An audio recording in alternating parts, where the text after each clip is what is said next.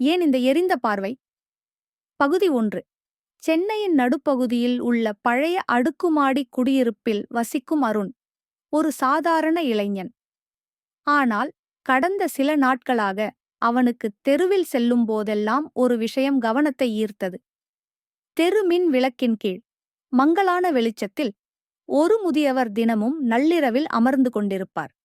அவர் ஒருபோதும் யாரிடமும் பேசமாட்டார். ஆனால் அவனது கண்கள், அவற்றில் ஒரு விதியற்ற எரியும் கோபம். அருண் ஒவ்வொரு முறையும் அந்த முதியவரின் கண்களை பார்த்தவுடன் அவனுக்குள் ஓர் அதிர்ச்சி ஏற்படும். ஒருவித இருளும் ஒருவித பயமும். ஒரு நாள் இரவு அவன் அருகே சென்று முதியவரிடம் கேட்டான்.